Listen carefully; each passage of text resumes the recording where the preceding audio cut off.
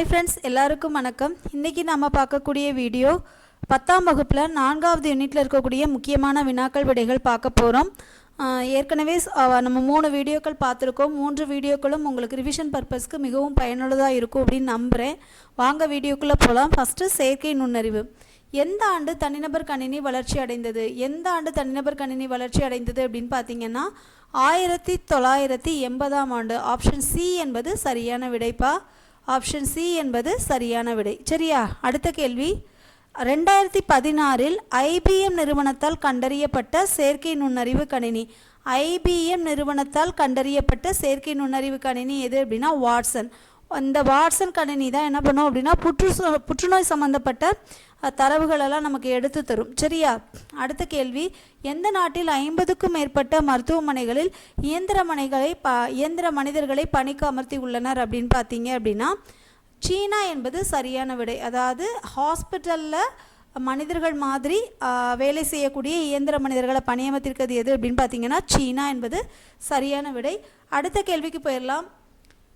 நுண்ணறிவு கணினியான வாட்சன் சில நிமிடங்களில் எத்தனை கோடி தரவுகளை அலசி ஆராய்ந்து ஒரு நோயாளி ஒருவரின் புற்றுநோயை கண்டுபிடித்தது அப்படின்னா 2 கோடி என்பது சரியான விடைப்பா. அதாவது நுண்ணறிவு கணினியான வாட்சன் சில நிமிடங்களில் எத்தனை கோடி தரவுகளை அலசி ஆராய்ஞ்சு நோயாளி ஒருவரினுடைய புற்றுநோயை கண்டுபிடிச்சது அப்படின்னா 2 கோடி தரவுகள். இதில் ஞாபகம் வச்சுக்க வேண்டியது என்ன அப்படின்னா வாட்சன் கணினி. ஏன்னா இதில் பெப்பர்னு ஒரு கணினி வரும், இலான்னு ஒரு மென்பொருளாக வரும். ஸோ எதையும் கன்ஃபியூஸ் பண்ணிக்க கூடாது. சரியா? அடுத்து, பெப்பர் என்ற இயந்திர மனிதனை உருவாக்கிய நாடு எது அப்படின்னா ஜப்பான். இதை எப்படி மேம் ஞாபகம் வச்சுக்க? இப்போ ஞாபகம் இருக்கிற மாதிரி இருக்கும். ஏதாவது ஒரு ஷார்ட்கட் ஞாபகம் வச்சுக்கோங்க. ஜப்பானுக்கு பெப்பர்னால் ரொம்ப பிடிக்கும், ஜப்பான்காரங்க ரொம்ப பெப்பர் போட்டு நிறையா சாப்பிடுவாங்கன்னு ஞாபகம் வச்சுக்கோங்க. இங்கிவனை யான் பெறவே என்ன தவம் செய்து விட்டேன் அப்படின்னு பாடினவர் யார் அப்படின்னா பாரதியார் அவர்கள். இந்தியாவின் ஒரு பெரிய வங்கியான பாரத ஸ்டேட் வங்கி இலா என்னும் உரையாடல் மென்பொருளை உருவாக்கியுள்ளது. இது ஒரு வினாடிக்கு எத்தனை வாடிக்கையாளர்களுடன் உரையாடும் அப்படின்னா 10,000 வாடிக்கையாளர்களுடன் உரையாடும். எத்தனை வாடிக்கையாளர்களுடன் உரையாடும்? 10,000. சீன நாட்டில் கேண்டன் நகருக்கு 500 கல் டேஸில் சுவன்சோ என்னும் துறைமுகம் நகரம் உள்ளது அப்படின்னா வடக்கு பகுதியில் இருக்குது. சீனாவில் சிவன் கோயில் ஒன்று கட்டப்பட்டது. அது சீன பேரரசான குப்லாய் கான் ஆணையின் கீழ் கட்டப்பட்டது. இங்கு யார் கால சிற்பங்கள் காணப்படுகின்றன அப்படின்னா சோழர் கால சிற்பங்கள். இங்கே பாருங்கப்பா, சிவன் கோயில் எங்கே கட்டியிருக்காங்க அப்படின்னா சீனாவில். அது எந்த அரசரனுடைய ஆணையில் அப்படின்னா குப்லாய் கானினுடைய ஆணையில். சரியா? அடுத்த கேள்வி, 2016இல் ஐபிஎம் நிறுவனத்தின் செயற்கை நுண்ணறிவு கணினியான டாஸ் சில நிமிடங்களில் 2 கோடி தரவுகளை அலசி ஆராய்ந்து நோயாளி ஒருவரின் புற்றுநோயை கண்டுபிடித்தது அப்படின்னா வாட்சன் கணினி. சொன்னேன் இல்லையா? அதாவது வாட்ச் ரொம்ப நேரமாக கட்டியிருந்தால் புற்றுநோய் வந்துடும் ஞாபகம் வச்சுக்கோங்க. எந்த கணினின்னு ஞாபகம் வச்சுக்கோங்க? ஐபிஎம் நிறுவனத்தினுடையது 2016ஆம் ஆண்டுன்னு ஞாபகம் வச்சுக்கோங்க. எத்தனை கோடி தரவுகள்னு ஞாபகம் வச்சுக்கோங்க. ஒரு கொஸ்டினை எடுத்தோம்னா அந்த கொஸ்டினை மட்டும் பார்க்கும்போது அது சம்மந்தமான மற்ற விஷயங்களையும் பார்த்து வச்சுக்கோங்க. இந்தியாவின் பெரிய வங்கியான டாஸ் இலா என்னும் உரையாடும் மென்பொருளை உருவாக்கியுள்ளது அப்படின்னா பாரத ஸ்டேட் வங்கி. இதில் இன்னொரு கேள்வி கேட்கலாம். பாரத ஸ்டேட் வங்கி உருவாக்கிய உரையாடும் மென்பொருள் எது அப்படின்னா இலா அப்படிங்கிறது. ஜப்பானில் சாஃப்ட் வங்கி உருவாக்கிய இயந்திர மனிதனின் பெயர் என்ன அப்படின்னா பெப்பர். ஏற்கனவே சொன்னல, ஜப்பான்காரங்க பெப்பர் அதிகமாக சாப்பிடுவாங்கன்னு ஞாபகம் வச்சுக்கோங்க. சீனாவில் உள்ள சிவன் கோயிலில் யார் கால சிற்பங்கள் அமைக்கப்பட்டன அப்படின்னா சோழர் கால சிற்பங்கள் என்பது சரியான விடை. யாருடைய கால சிற்பங்கள் அமைக்கப்பட்டிருக்கு அப்படின்னா சோழர் கால சிற்பங்கள். அடுத்து பாருங்க, சீன நாட்டில் கேண்டன் நகருக்கு 500 கல் வடக்கே சுவன்சோ என்னும் துறைமுக நகர் உள்ளது. சரி, பண்டைய காலத்திலும் இது சிறந்த துறைமுக நகரமாக விளங்கியது. ரெண்டுமே என்னன்னா சரிதான். அடுத்து பெருமாள் திருமொழி. பெருமாள் திருமொழியினுடைய ஆசிரியர் யார் அப்படின்னா குலசேகர ஆழ்வார். பெருமாள் திருமொழியினுடைய ஆசிரியர் யார் அப்படின்னா குலசேகர ஆழ்வார். வாளால் அறுத்து சுடினும் மருத்துவன் பால் மாளாத காதல் நோயாளன் என்ற பாடல் வரிகளை பாடியவர் யார் அப்படின்னா குலசேகர ஆழ்வார் அப்படிங்கிறது சரியான விடை. அதாவது இந்த பாடலுடைய அர்த்தம் எப்படி இருக்கும் அப்படின்னா, அதாவது மருத்துவர் நமக்கு நம்மளுடைய உடம்புல ஒரு இடத்த கிழிக்கிறாரு அப்படின்னா அது வந்து நம்மளுடைய உடம்புல உள்ள புண்ணோ இல்லை அதில் உள்ள பிரச்சனைகள் குணமாகிறதுக்கு தான். அது மாதிரி கடவுள் வந்து நம்மளை காயப்படுத்துகிறாரு இல்லை நமக்கு ஒரு கஷ்டத்தை கொடுக்குறாருன்னா அது ஏதோ ஒரு வகையில் ஒரு நல்லதுக்குங்கிற மாதிரி இருக்கும். இந்த பாடல் ரொம்ப இனிமையான பாடலும் கூட.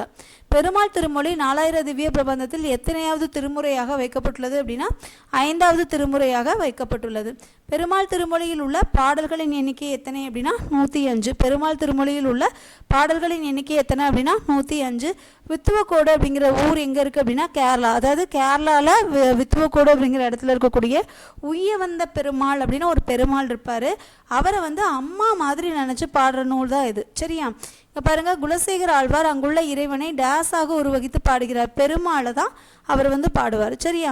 அடுத்து, குலசேகர ஆழ்வார் எந்த நூற்றாண்டை சார்ந்தவர்? குலசேகர ஆழ்வார் வந்து 8ஆம் நூற்றாண்டை சார்ந்தவர். இந்த குலசேகர ஆழ்வார் எப்படி ஞாபகம் வச்சுக்கலாம்னா 8 குளம் செழிக்க வாழணும்னு ஞாபகம் வச்சுக்கோ, இல்லை 8 திக்குக்கும் குளம் செழிக்க வாழணும்னு ஞாபகம் வச்சுக்கோங்க. அப்படி இருந்தால் என்ன செய்யாது, மறக்காது. அதுக்கிடந்து இந்த 17 வந்து யார் அப்படின்னா திருவிளையாடற் புராணத்தை இயற்றியவர் யாருப்பா? திருவிளையாடற் புராணத்தை இயற்றியவர் யார்? பரஞ்சோதி முனிவர் தானே. பரஞ்சோதி முனிவருடைய காலம் 17ஆம் நூற்றாண்டு தான். சரியா? அதை மாதிரி இந்த 9ஆம் நூற்றாண்டு 18ஆம் நூற்றாண்டெல்லாம் யாருன்னு பாருங்கள்.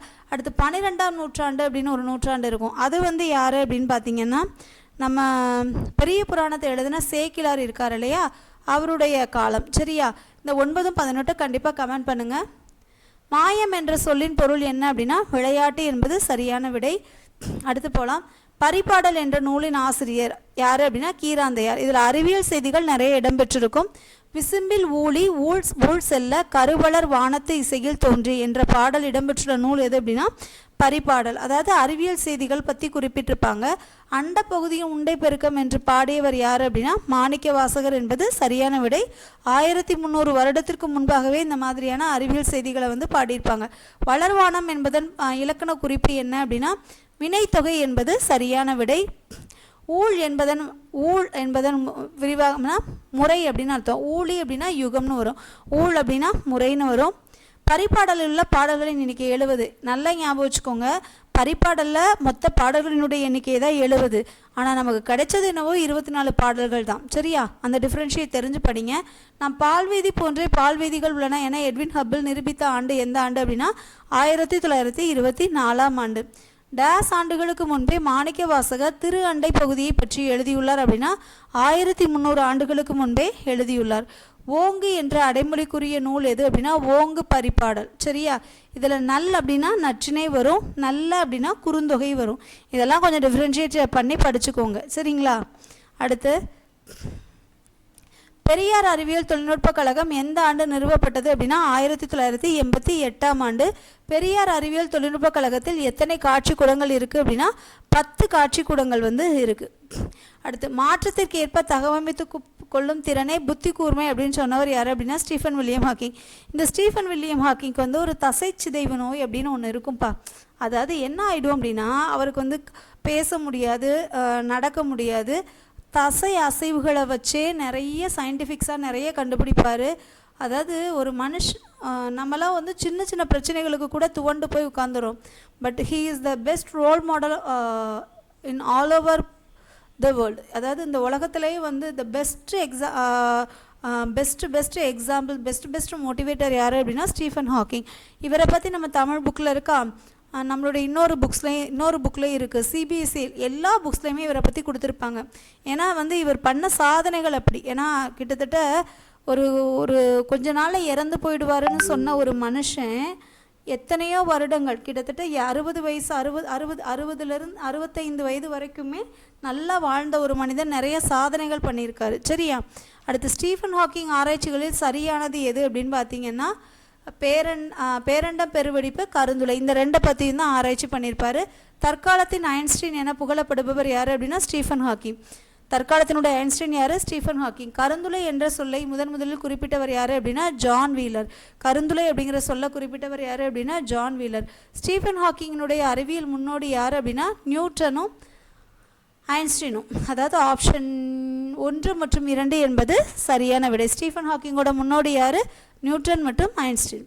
ஸ்டீஃபன் ஹாக்கிங்கின் ஆராய்ச்சி முடிவு எவ்வாறு அழைக்கப்பட்டது அப்படின்னா ஹாக்கிங் கதிர்வீச்சு அப்படின்னு அழைக்கப்பட்டது. ஸ்டீஃபன் ஹாக்கிங்கினுடைய ஆராய்ச்சி முடிவு எவ்வாறு அழைக்கப்பட்டது? ஹாக்கிங் கதிர்வீச்சுன்னு அழைக்கப்பட்டது. எந்த ஆண்டு நடைபெற்ற பாரா ஒலிம்பிக் போட்டிகளில் தொடக்க விழா நாயகர் என்ற சிறப்பை பெற்றார் அப்படின்னா 2012ஆம் ஆண்டு இவர் வந்து தொடக்க விழா நாயகர் என்ற சிறப்பை பெற்றார். தலைவிதி தான் நம் வாழ்க்கையை தீர்மானிக்கிறது என நம்புவர்களை பார்த்தால் எனக்கு சிரிப்பு தான் வருகிறது.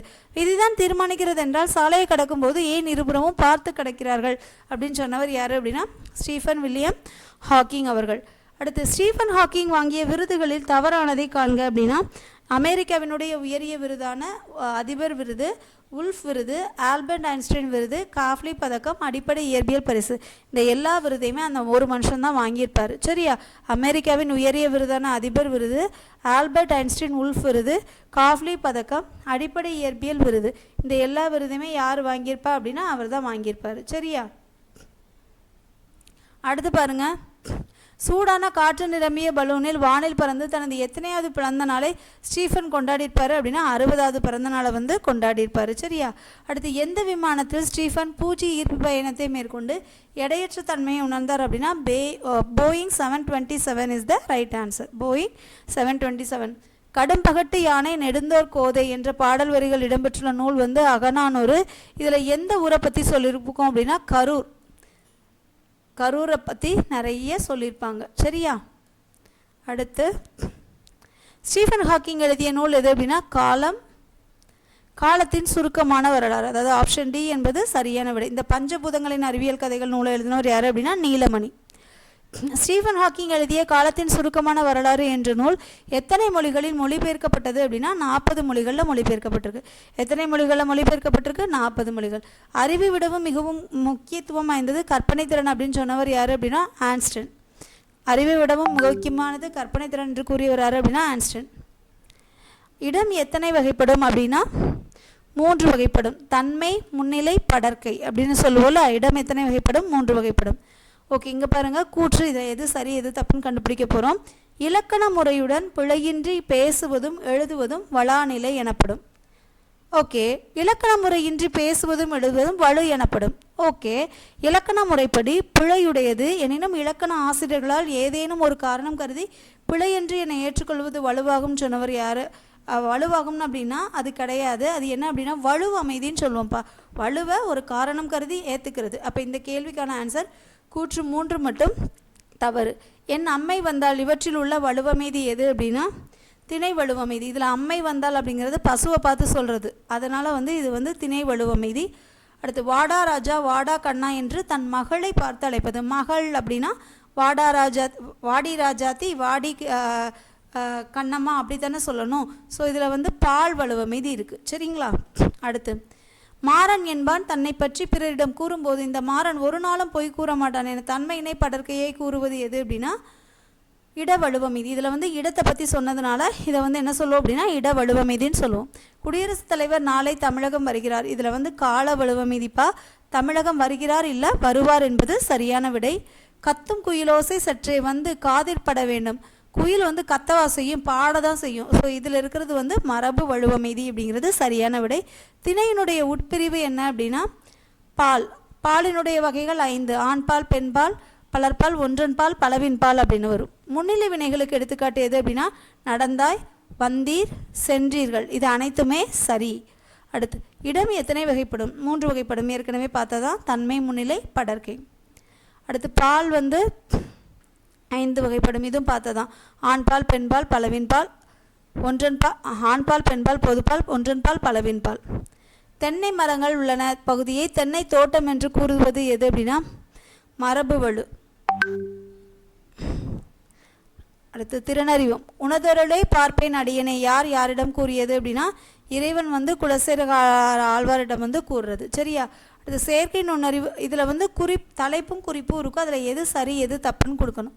தலைப்பு வந்து செயற்கை நுண்ணறிவு. குறிப்புகள் வந்து கண்காணிப்பு கருவி அசை நிகழ்வும் பக்கம் தன் பார்வையை திருப்புகிறது. திறன்பேசியில் உள்ள வரைபடம் போக்குவரத்திற்கு சுருக்கமான வழியை காண்பிப்பது.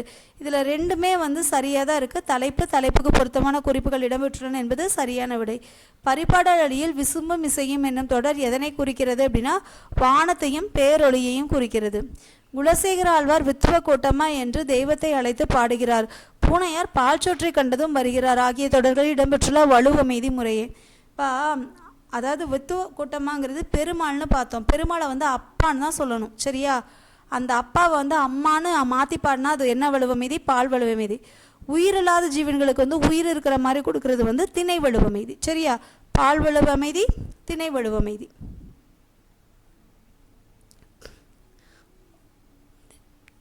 பாரத ஸ்டேட் வங்கியின் உரையாடும் மென்பொருள் எது அப்படின்னா இலா என்பது சரியான விடை.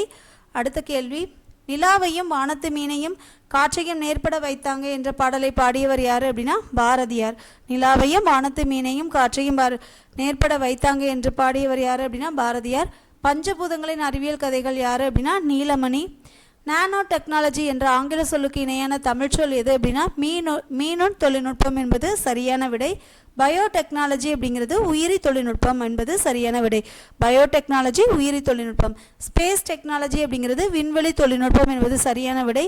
இன்ஃப்ராய்டு ரேஸ் அப்படிங்கிறது அகச்சிவப்பு கதிர்கள். இன்ஃப்ராய்டு ரேஸ் என்பது அகச்சிவப்பு கதிர்கள். காஸ்மிக் ரேஸ் அப்படிங்கிறது விண்வெளி கதிர்கள். காஸ்மிக் ரேஸ் அப்படிங்கிறது என்னப்பா? விண்வெளி கதிர்கள். அல்ட்ரா வயலட் ரேஸ் அப்படிங்கிறது புற ஊதா கதிர்கள். அல்ட்ரா வயலட் ரேஸ்ங்கிறது புற ஊதா கதிர்கள். பஞ்சபூதங்களின் அறிவியல் கதைகள் யார் அப்படின்னா நீலமணி என்பது சரியான விடை. நீலமணி என்பது சரியான விடை. அன்றாட வாழ்வியல் அறிவியல் யார் அப்படின்னா தமிழ்ச்செல்வன் என்பது சரியான விடை. காலம் என்ற சிறுகதை எழுதியவர் யார் அப்படின்னா ஸ்டீஃபன் ஹாக்கிங். காலம், காலத்தின் சுருக்கமான வரலாறு. ஓகே, காலக்கணிதம்னு ஒரு நூல் வந்து நம்ம படிச்சிருப்போம். அது எந்த கிளாஸ்னு எனக்கு ஞாபகம் இல்லைப்பா. காலக்கணிதம்னு ஒரு நூல் படிச்சிருப்போம். அந்த பாடல் வரி, அந்த நூலினுடைய ஆசிரியர் யாருன்னு தெரிஞ்சால் கமெண்ட் பண்ணுங்கள், தெரியாதவங்க தெரிஞ்சுக்கிட்டோம், சரியா? அவரை கவியரசன் கூட அழைப்போம். ஓகே, இந்த வீடியோஸில் உள்ள எல்லா கொஷின்ஸும் முடிஞ்சிச்சு. இந்த வீடியோஸ் ரொம்ப யூஸ்ஃபுல்லாக இருக்கும் அப்படின்னு நினைக்கிறேன்.